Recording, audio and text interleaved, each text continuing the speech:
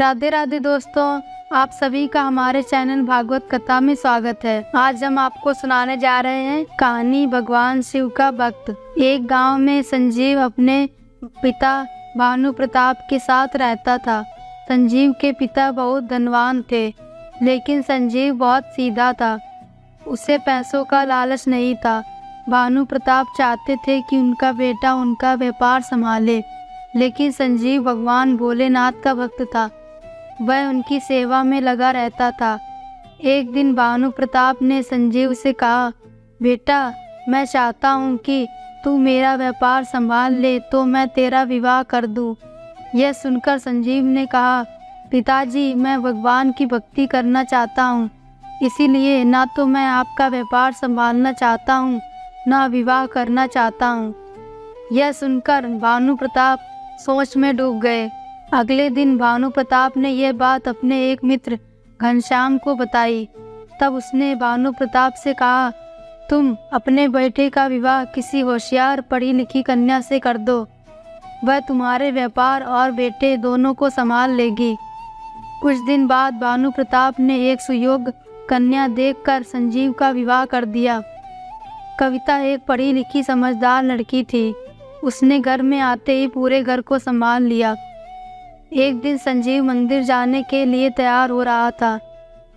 तभी कविता ने कहा, आप हर दिन मंदिर जाते हैं, इससे अच्छा है मंदिर शाम को जाया कीजिए।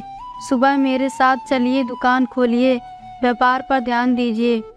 यह सुनकर संजीव को बहुत गुस्सा आया, लेकिन वह बिना कुछ कहे मंदिर चला गया और भगवान भोलेनाथ के सामने बैठकर प्रार्थना करने लगा। उसने कहा, बाबा, मेरे पिताजी ने मेरी बिना मर्जी के विवाह के चक्कर में फंसा दिया। अब तो मेरे लिए आपकी पूजा करना भी मुश्किल हो रहा है। संजीव अगले दिन जैसे ही मंदिर जाने के लिए तैयार हुआ, कविता ने उसका रास्ता रोक लिया और बोली, मैं एक पढ़ी लिखी समझदार लड़की हूँ, मैं भगवान को नहीं मानती हूँ। आजकल तो पैसा ही भगवान है। अपने भोलेनाथ को छोड़कर मेरे साथ दुकान पर चलिए। मैं आज आपको मंदिर नहीं जाने दूंगी। अगर जाना ही है तो शाम को चले जाइएगा।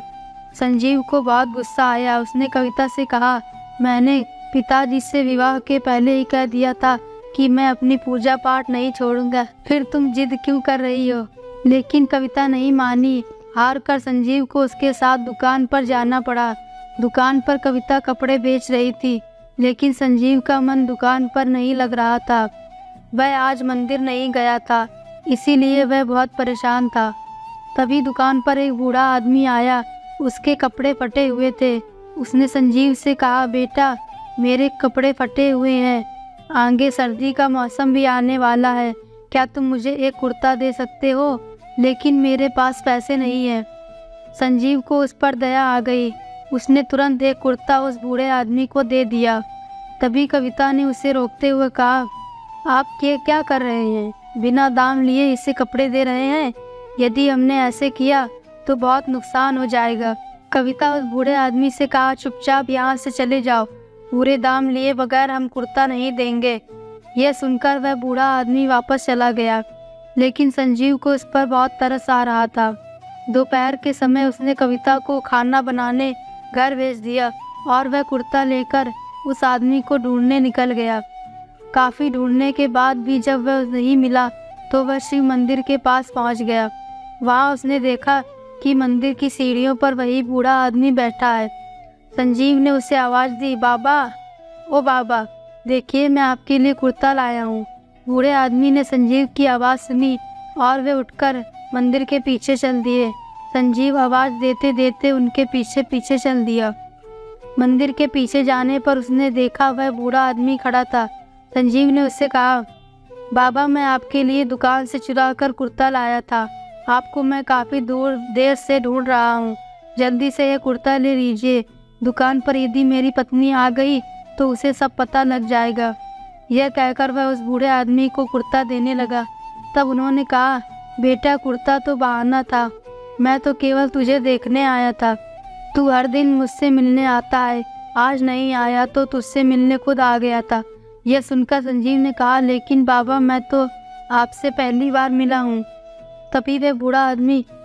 तभी वे बूढ़ा आदमी भगवान भोलेनाथ के रूप में प्रकट हो गए और उन्होंने कहा, जैसे भक्त मुझसे मिलने का इंतजार करते हैं वैसे ही मैं भी भक्तों का इंतजार करता हूँ।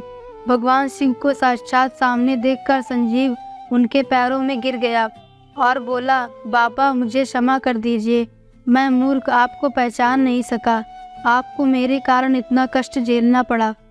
तभी संजीव के कानों में किसी के रोने की आवाज़ पड़ी। उसने पलट कर देखा तो कविता वहाँ खड़ी रो रही थी। वह भी बाबा के चरणों में गिर गई। उसने कहा, बाबा अपनी शिक्षा के घमंड में मैंने आपका अपमान किया, मुझे माफ़ कर दीजिए। इन्हें आपकी पूजा करने से रोककर मैं बहुत बड़ी भूल की है, मेरे कारण ही आपको कष्ट हुआ है, मुझे सजा दीजिए। तब भगवान शिव ने कहा, तुम्हारे अंदर भक्ति जगाने का यही उपाय था, अब तुम दोनों अपना सांसारिक धर्म पालन करते हुए मेरी भक्ति करो। यह कहकर भगवान अंतर्ध्यान हो गए। उनके जाने के बाद कविता ने कहा, मुझे माफ़ कर दीजिए, मैं तो गुस्से में आपको ढूंढते हुए मंदिर आई थी, मुझे पता था कि आप यही आए होंगे, लेकिन आज आपके पुण्य के कारण मुझे पापी को भगवान भोलेनाथ के दर्शन हो गए। उसके बाद से दोनों व्यापार के साथ साथ भगवान की भक्ति करने लगे। तो दोस्तों, अगर आपको आज की ये वीडियो पसंद आई हो तो वीडियो को लाइक करें, चैनल को सब्सक्राइब करें और कमेंट में जय भोलेनाथ लिखना ना भूलें।